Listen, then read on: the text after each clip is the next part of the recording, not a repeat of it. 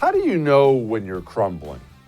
You know what? We're going to talk about that tonight. We're going to talk Afghanistan, the system aiming its eyes on you and the lies it tells. All that's coming up on I'm Right.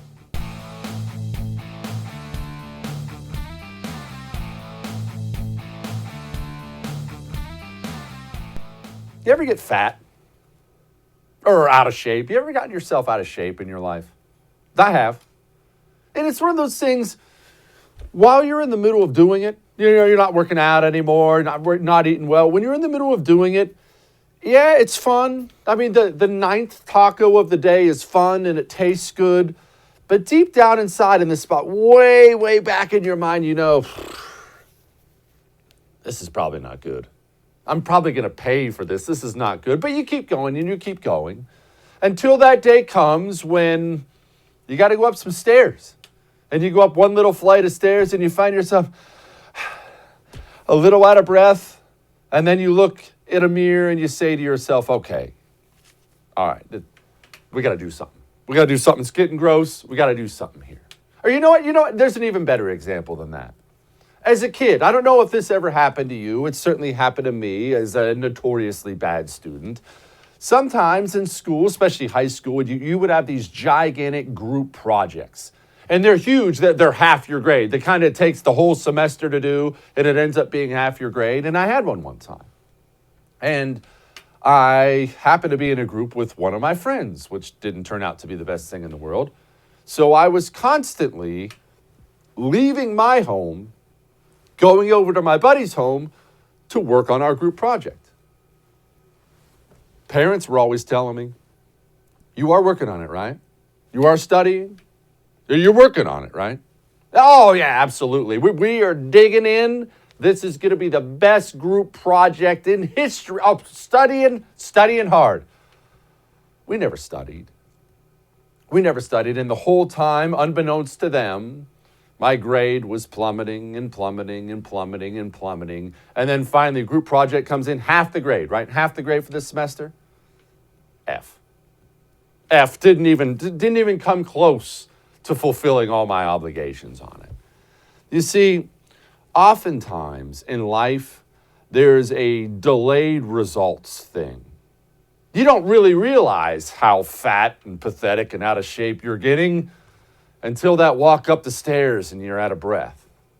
It doesn't go into your head how much damage you're doing to your grades and everything else until that final grade comes in and there's no more lying to mom and dad anymore. There's no more lying to yourself anymore. It's all laid out in front of you. And the same thing with nations. The same thing happens with nations. I mean, you want to know what really finally toppled the Soviet Union, the communist Soviet Union? Lots of things contributed to it over time, right? You want to know what finally got them in the end? Chernobyl, that gigantic disaster, the nuclear disaster. You see, they lied to themselves and lied to the world for so long about how good it was and how great things are going and everything's fine here. But then eventually you're putting out radiation onto the planet and the world has to get involved and your fatness is laid bare before the world. What you're seeing right now, and I'll play you a little clip of Joe Biden's speech in a minute. We'll talk about how disastrous this is for our nation as a whole. What you're seeing right now, it's not the beginning of the end. It's the beginning of the beginning. Now, what's beginning? You're going to see now the rapid crumble of the United States of America. Or I should say tumble. No, I don't think you're going to wake up tomorrow morning and America's no more. China's taken over. You see, we've been number one in the world for 100 years, depending on who you want to believe. Right about the end of World War I, I would argue, we became numero uno. Gives us about a century on top. But history is the story of nations rising, nations falling, nations disappearing, nations breaking up. Nobody stays on top forever. It simply doesn't work that way. And the nations, when they finally crumble, this is true of all empires, when the crumble begins, it's a shock to them and a shock to the rest of the world. Oh my gosh, how did they get so weak? But how'd they get that fat? I had no idea they love tacos that much. what you're about to witness in your lifetime, this will be the next 10, 20, 30, 40 years, will be America tumbling from that top spot down, down, down, down, down. And it's going to happen way, way faster than you ever could have imagined. Because you haven't been walking up the stairs. You've been enjoying the tacos, you haven't been walking up the stairs. You've been enjoying time at your buddy's house, the teacher hasn't gotten the assignment to grade the grades yet. The assignment's been turned in now. You're going to see the beginning of the beginning. This is the beginning of America's free fall down the world rankings. Joe Biden spoke today, embarrassingly so, about Afghanistan, is what he had to say. But the completion by August 31st depends upon the Taliban continuing to cooperate and allow access to the airport for those who we're transporting out and no disruptions to our operations. Can you guarantee every American will be out before the troops leave? Sanctions, can you guarantee? Did sanctions come up at all in the G7 meetings? And you know, for once, I'm not even going to make fun of him. I will be frank with you, and you know I don't do this very often, right? We talk about frank issues on the show and how bad things are and whatnot, but we'd like to laugh. Right? At the end of the show is lighten the mood every single night. I like to laugh, but I don't like to get down and out. I will be totally honest with you. I don't think I've ever said this on the show before. Had a moment today before I left for the studio to do the show. I didn't realize I was wearing a look on my face, but apparently I was. The wife looks at me and she says, "What is wrong?" And I said, "Nothing." You know, as we do. She said, "What is wrong?" I said, "Nothing." She said, "You know I'm going to keep bothering you until you tell me what is wrong. What is wrong?" And I said, "Look, I got to be honest. I am genuinely saddened about what has happened to our country, the state it's in, our free fall, and how fast it's happening. It genuinely saddens me." So there, I don't think I'll ever say that again, but I love this place. I do. I love the United States of America. And what we're witnessing here, it's unreal. You see, we've decided we're not going to extend our stay militarily in Afghanistan past August 31st. Now, I'm not going to bore you with all the details on it, but let me just explain to you logistically what that means. That means beginning pretty much now, they have to start shipping out our men and equipment from that airport. You don't just get out 6,000 people and all the equipment. Let's do it in 15 minutes. No, this is a process. It takes time. You have to have a destination. There's only so much room to get them out. This is going to take time. So beginning like right now, our military is going to begin leaving Afghanistan. That's fine. I don't care about Afghanistan. We're leaving behind American civilians who are trapped behind enemy lines. Now, why? Because the important thing is always the why, right? What does this have to do with the crumbling of a nation? Well, a couple reasons. One, the Biden administration, because there's no love of country with anyone in the administration, the Biden administration has decided to make Afghanistan 100% political. And politically, they were worried about sending our troops out to grab our people and our troops potentially getting swarmed and slaughtered. And I should note that could have happened. The Taliban have the numbers to swarm our guys and give us a mass casualty incident with the enemy. That's possible. The Biden administration made the decision. They didn't want to risk that. They want all of our troops out by September 11th so they can do some stupid celebration, which is going to come off so terribly now. And we are taking our entire military presence and we're leaving Afghanistan and we're leaving our people behind. We've never left our people behind. This is the United States of America. And this is, or maybe was, the number one superpower in the world. The number one superpower in the world doesn't leave its people behind. It takes its people, and frankly, whatever else it wants. But I said there were two reasons, right? One, there was the political reason. Well, we had our people out. The second part, well, here's a video of the Taliban saying, get your people out by August 31st or else. This is something you can say it's a red line. President Biden announced this agreement that until 31st of August they would withdraw all their military forces. So if they extend it, that means they are extending occupation. While there is no need for that, I think it will deteriorate the relation, will create mistrust between us. If they are intent on continuing the occupation, so it will provoke a reaction.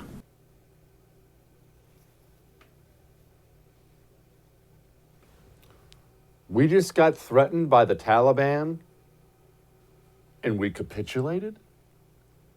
Do you see what I mean about the beginning of our tumble down the world rankings? I want you to picture all the great empires in history. It doesn't matter which one you pick. Rome's probably the first one that pops into people's minds, but it doesn't matter. Ottomans, Mongols, Persians, it doesn't matter. It doesn't matter. All the great empires in history. I want you to picture an enemy army of barbarians pointing to them and saying, get out by this date or else. And them saying, oh, all right, we're leaving. Just don't hurt us. We're going to go. You see, the number one superpower doesn't do that. The number one superpower says, watch your mouth or we'll do something about it. And if a single hair on one of our civilians' heads dies, we will turn your presidential palace into a Lego palace immediately. That's what number one does. But if you're a country that's no longer number one, you've been getting fat, you're in number 5, 6, 7, 8, 9, 10, you're in free fall down the power rankings, you say, yes, sir, Mr. Taliban, I promise we'll leave. Sorry. Hopefully we'll make sure we sweep up the airport. We don't want to leave any dirt for you. Oh, it gets worse. You thought it was bad? We sent the CIA director to Kabul to plead and negotiate with the Taliban. The supposed number one superpower on the planet sent the head of the number one intelligence agency on the planet to grovel before a bunch of barbarians on behalf of America. You don't send the CIA director to the Taliban. You send a Hellfire missile into somebody's vehicle if they threaten or harm your people. Well, I take that back. When you're number one, you send the Hellfire missile. When you're tumbling down the ranks, that's when you send somebody to beg and plead. But that's where we are now. I mean, they're not even pretending. They're not even pretending anymore to care. This is John Kirby from today.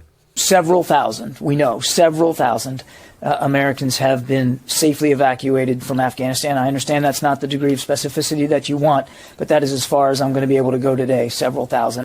Do you have a percentage for how many Americans have been removed? Without giving a number, have more than half been removed? I can't give you that number, Idris, because I don't think there's a perfect number that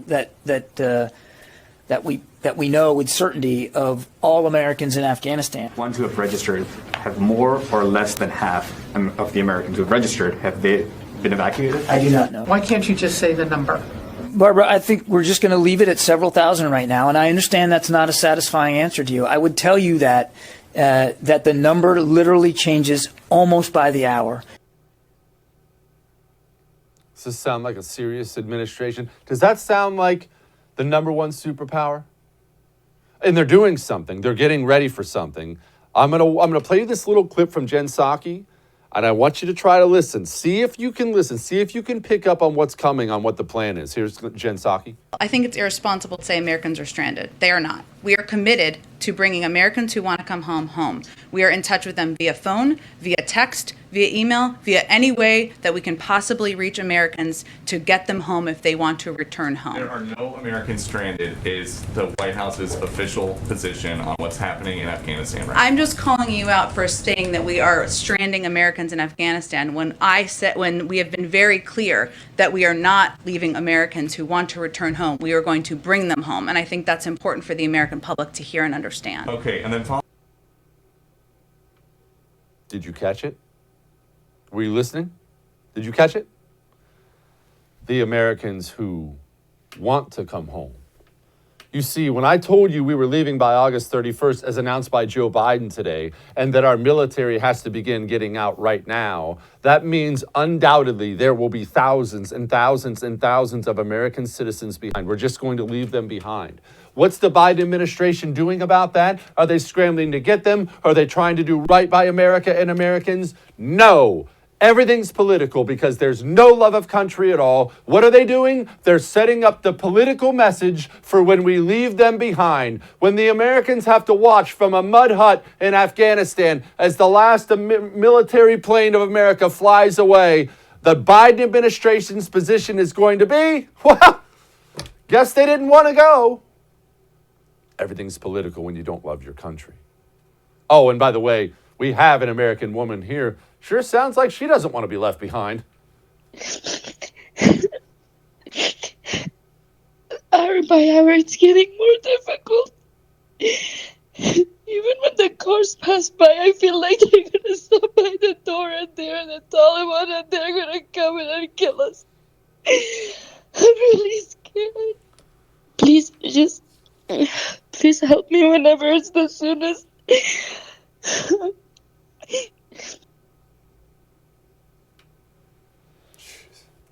All right. Like I said, I'm going to try to never, ever do that again. But I just had a moment today. I felt like I should be honest with you. I had a moment where I was just genuinely saddened. And I'm glad to see Biden's job approval rankings are in free fall, 41% now. New polls are coming out. It's going to be even lower than that. New polls will be out shortly. I'm glad the American people as a whole are horrified. Because look, we got really, really, really fat, and we just walked up the stairs. And America now knows you're watching the beginning of the beginning. All that may have made you uncomfortable, but I'm right. We'll talk about the system a bit next. I don't think that's going to make you even more comfortable.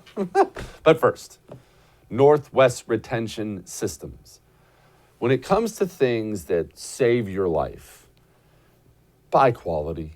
Look, I'm not one of these fashion guys. I don't care what kind of t-shirt you wear. When it comes to the tires I put on my vehicle, I buy quality. Why? That's my life. That's the life of my family. When it comes to the holster that carries the weapon that may save my life, I buy only the highest quality. Northwest Retention Systems, it's all custom-made gear right here in America. Custom-made, not bulk-made, Chinese-made crap. Custom-made gear here in America. Go to nwretention.com. Look, they have the coolest designs you can buy anyway. nwretention.com. Get your holster and your mag carrier and your belt and get your stuff today. nwretention.com. Use the promo code Jesse, though. Get 10% off. We'll be back.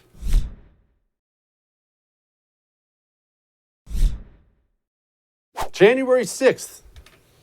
That horrible, horrible dark day. The insurrection. The coup.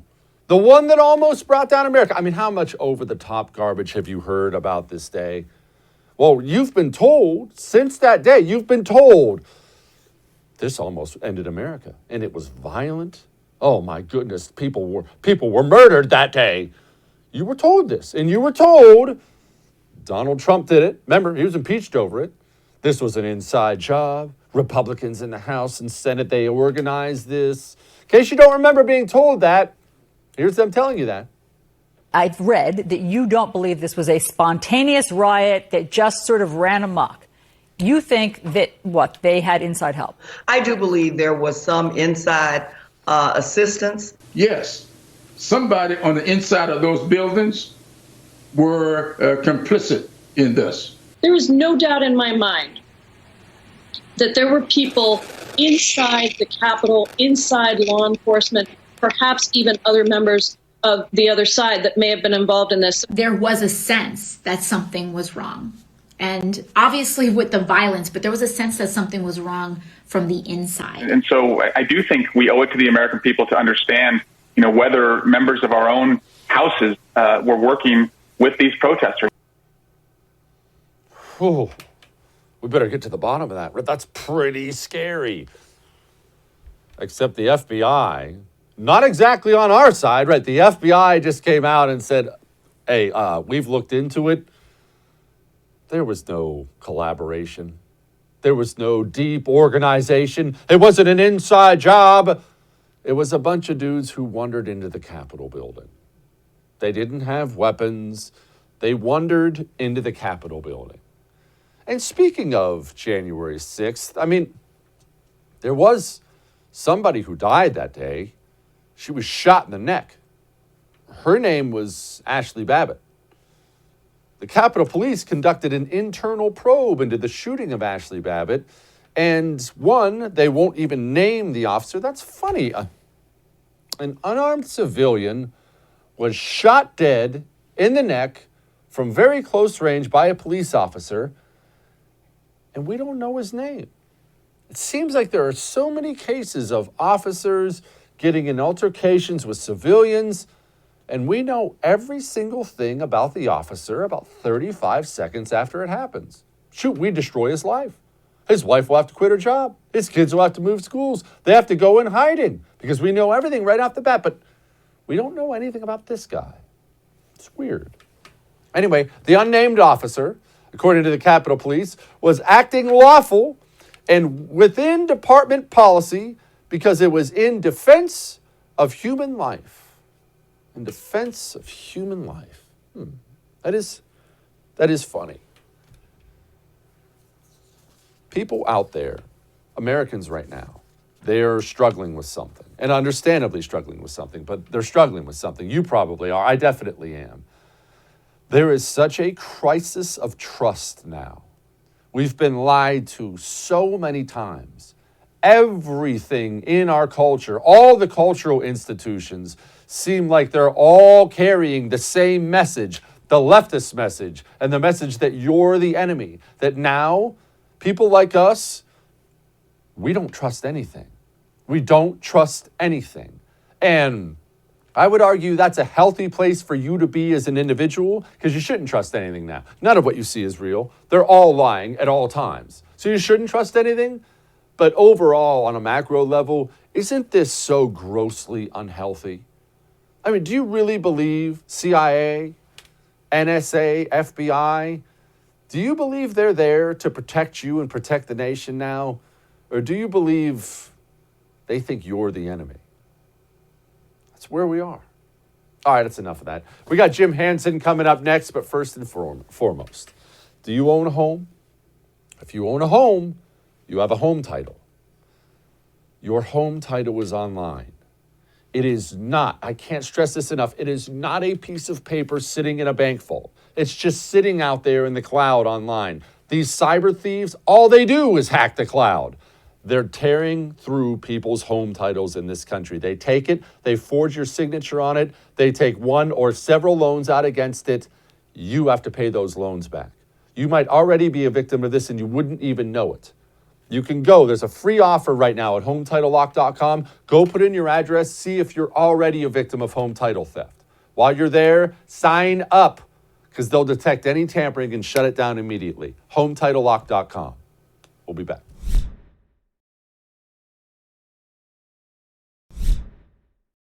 Do you think that it's possible for the evacuations to finish up before August 31st? I think it's possible, but I think it's very unlikely. Joining me now, former United States Special Forces, my friend. He's also author of the book, Winning the Second Civil War Without Firing a Single Shot, Jim Hanson. Jim, I mentioned at the beginning of the show, don't talk like this often. I don't suspect I'll ever talk like it again.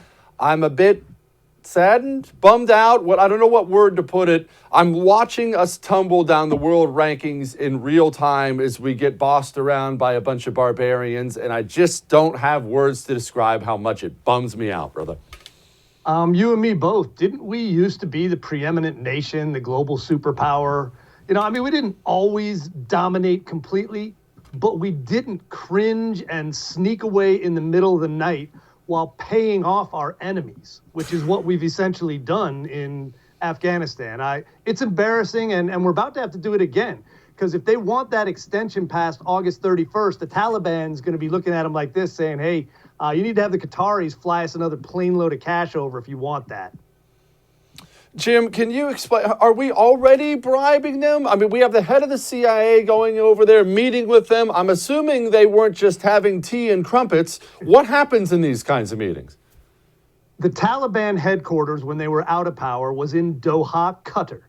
When we went ahead and paid for Bo Bergdahl, who we paid a ransom for, the Qataris were the ones who delivered the money. So they delivered $5 million in cash and 5 Taliban leaders, a couple of whom are back in control now. We did the same thing with this. We're doing negotiations with them in Qatar. The Qataris are being the ones who can give plausible deniability to Biden. He can say, oh, no, we didn't give him anything. Yeah, but the Qataris, when they flew the leader of the Taliban back to Kabul on a C-17, was almost certainly the back of that was filled with pallets of cash. Okay, Jim, break this down for those of us who don't understand. Qatar, what is it? Who are they? Why are they helping? What is this country? People don't even know where it is on a map. Qatar is one of the Gulf Arab states. They're the one that has done the most over the past decade or two to pay for and be the global sponsor of terrorism. They're the money machine behind all the bad guys. They pay the Iranians, Hamas, Hezbollah, Al-Qaeda, and the Taliban. They've been paying these guys for years. We try to get them to stop. But what they also do is they give us tips on the terrorists they don't like so that they can be part of our counterterrorism team and then go ahead and win our goodwill. So they play both sides of the fence, and we put up with it because we've got a big base there, and we need somebody to tell us what the bad guys are doing. Okay, I know it's a detail, but where do they get the money? What's their economy from? Oil? Oil and now natural gas, a lot of it is. So they're big in natural gas, and they've got so much money and their fingers in so much stuff that they've got cash to burn. And in this case, the Biden team is using them to do their dirty work.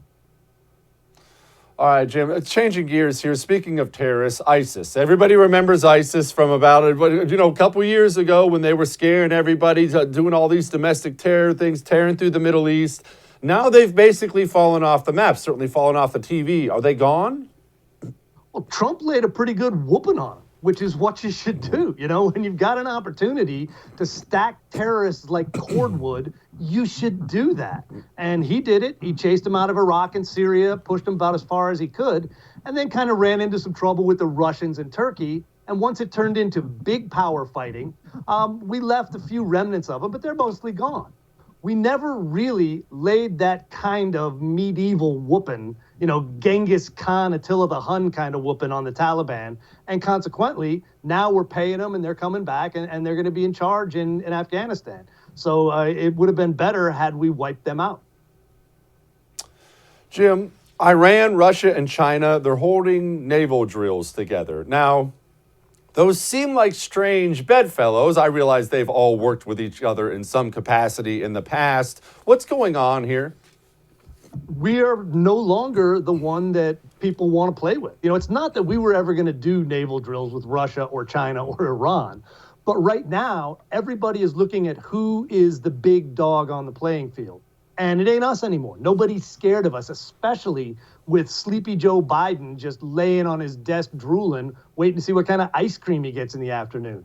No one's taking us seriously. The tyrants are emboldened and empowered. And now a bunch of countries that shouldn't, if you want an axis of evil, that's a pretty good one right there, Russia, China, and Iran. We don't want them playing together, but now nobody's going to stop them. And it sure ain't going to be us. Jim, how powerful is Russia militarily, economically? I mean, everyone knows about China. How powerful is Russia?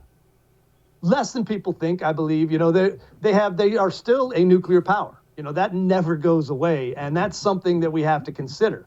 But the idea of them as an expeditionary military force, they can't do much more than roll into very close neighboring states and cause trouble. They can do proxy wars and things like that and cause some issues, but they're not anywhere near the kind of threat China is. But let's be clear, China is not a full-on expeditionary global military like we are. They're spending a lot of money on it, but a lot of their stuff, if they ever went head-to-head with us, we would turn them into flotsam and jetsam and smoldering wreckage. Okay, why? Why? Explain that for people who don't understand militaries. It's complicated, difficult, expensive, and requires an extensive military defense industrial base to have a modern military. We have that. And we figured out over the years how to make that a productive part of our economy so that a lot of innovation is done there. The Chinese have never been innovators. They've always been copiers. So they steal other people's technology, they reverse engineer it, and then they build cheaper copies of it. But because of that, they're always behind the power curve. And their stuff is always going to be second rate compared to ours. And now that could change someday, but for right now, they are not a head-to-head threat to any U.S. military system. Okay, Taiwan then. What if China wakes up tomorrow morning and decides they want to take Taiwan? What will we do about it, and what could we do about it? We are treaty bound to defend the Taiwanese if the Chinese go at them. The problem is, do you really think Joe Biden's going to do that? Do you really think the people around Joe Biden are going to do that? And given that neither one of us believes that he's going to do anything, why would the Chinese believe that? So if they were ever going to make a move, do it now before they take Biden out of play. You know, before the 25th Amendment kicks into play and we got to put him in the home. They should make their moves and do what they want to do. I expect the Russians and Iran, again, to be doing the same thing because there's no reason for them to be concerned about a legitimate retaliation or any deterrent factor from the United States. Yeah. Jim Hanson, thank you so much, my man. I appreciate you. Yeah, sweetness and light, brother. Feeling good. See you, bud. All right, here is some good news. If you're trying to quit dipping or trying to quit smoking, don't give up. Because I dipped forever. And I tried to quit and failed to quit so many times that I got to the point where I just wanted to give up. Try one more thing for me. One more thing. Try Jake's Mint Chew. It's tobacco-free, it's nicotine-free, and it's sugar-free. But it's still dip. There's 11 different flavors of long cut, 4 different flavors of the CBD pouches, which I would really, really recommend because when you're quitting, it helps take that edge off. I'll be honest, I still get a craving for a dip now and then. I always have Jake's Mint Chew in the house because if I don't, I'll end up at that gas station buying some. Go to jakesmintchew.com. That's jakesmintchew.com. Use the promo code Jesse, 10% off. We'll be back.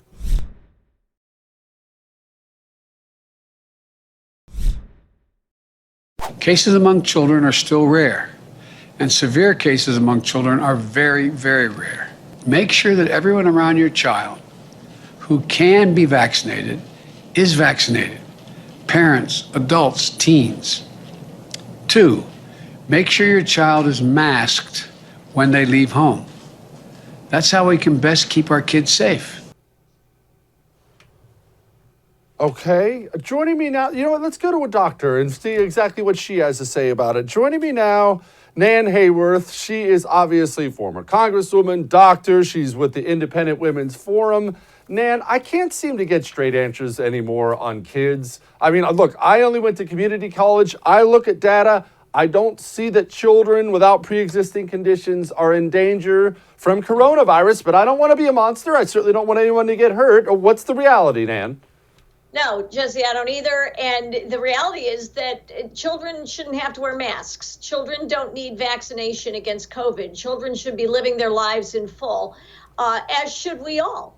And Marty McCary wrote about this in the Wall Street Journal about maybe a week and a half, 2 weeks ago, Jesse, and laid out all the ways in which masking children not only is not useful to them nor helpful to them, but actually harms them. So Joe Biden just continues to defy every standard of common sense, reason, and evidence.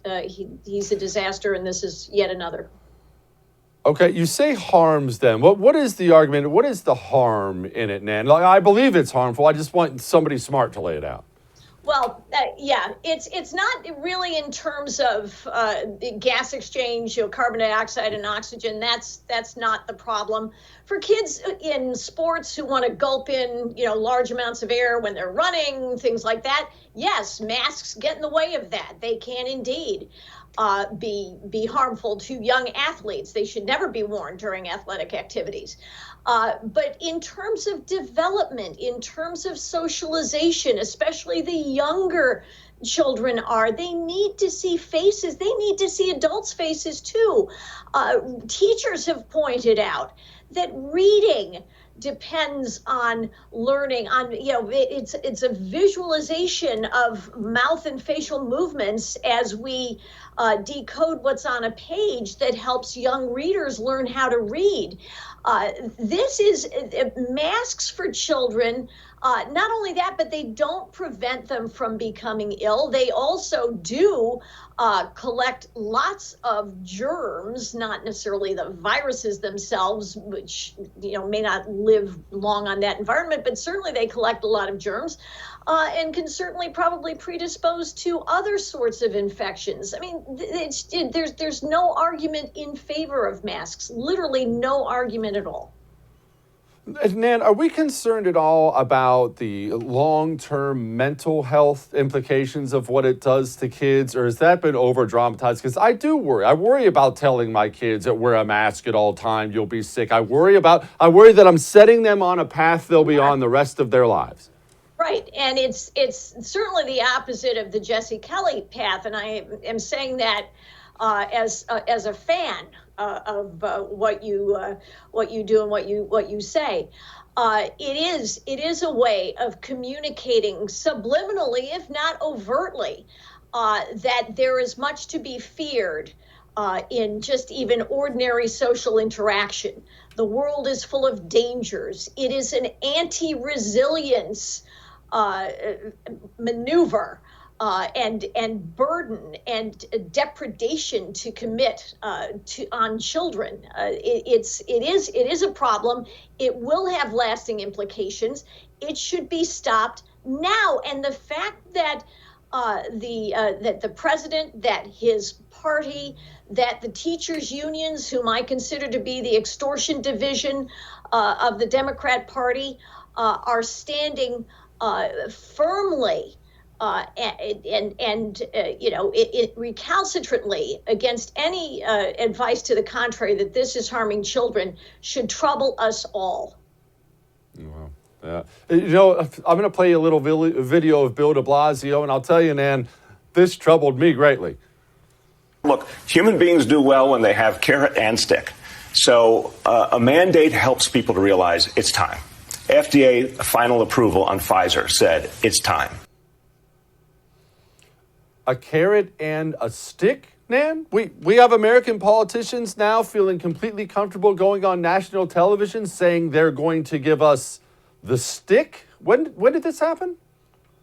Jesse, this is, I think we've talked about this before, but, I keep saying this. The defining characteristic of government is that it can use violence against citizens. That's what defines government. That's why we give it very limited power, and the power that it does wield should be wielded very judiciously as a policing force. That's what government does. Democrats are the party of government. People like Bill de Blasio cannot wait to run your life for you. They are relishing this. This is their dream scenario, that they can command every aspect of your life. We should be rejecting them as we never have before. This is a very dangerous trend, and it is empowered by what we grant to government. Dan, can you tell me, as best you can, psychologize these people for me? Because you're right, they get off on this kind of control and making you do things. It's just such a different mentality than mine. I just want to be left alone. I don't want to be in charge of anybody. I don't want to control. I just want to be left alone. You do you and I'll do me. What is wrong with these people? They're tyrants. They are arrogant. They are presumptuous. They are everything that the Austrian school warned about. They have the arrogance and the hubris of imagining that they can run their lives, that they can run our lives for us. And certainly, Jesse, you're always mentioning that you're a community college graduate. As you know, I am an Ivy League graduate, and I regret to say that the Ivy Leagues have churned out a couple of generations now of these aspiring tyrants. Whether their intentions, I think primarily they are for good, But I know what it was like in those institutions. I know what it's like to be among those people. They feel they've been given certain gifts that make them excel and give them particular, if you will, ability to guide us in ways that the great unwashed cannot guide themselves. Oh, that's a fact. All right, Kathy Hochul, she's about to take over probably the second most powerful state in the Union, New York. What do we know about this woman, Nan? She is a canny politician, Jesse. She managed to survive her association with Andrew Cuomo unscathed, including, of course, the nursing home scandal of the Cuomo administration, which apparently is also going to go unchallenged because we simply don't have, unfortunately, the institutional will to carry it through. So Kathy Hochul is a very savvy governor now. I think she will find ways to advance herself into another term. That's not necessarily the biggest lift in a state like New York. But when she was in Erie County, she presented herself more as a conservative. She even got NRA support for her run for the open congressional seat when Chris Lee left Congress, and I was in Congress with her during her partial term. And she presented herself as a much more centrist conservative Democrat. But as soon as she got to Albany with Governor Cuomo, she became a left-leaning Democrat. So it will be interesting to see how far left she's willing to go. She has already said she's very open to the idea of reimposing mask mandates or imposing mask mandates broadly in the state. And that, unfortunately, is not a good sign. No, it is sure not a good sign. Nan Hayworth, thank you so much, ma'am. I appreciate you. I appreciate you more. Thank you. All right. I think we all need to lighten the mood today, right? Geese. Watch out for them. Next.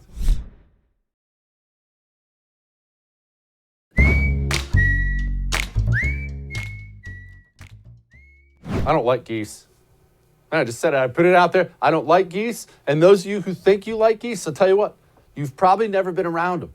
Those things are crazy.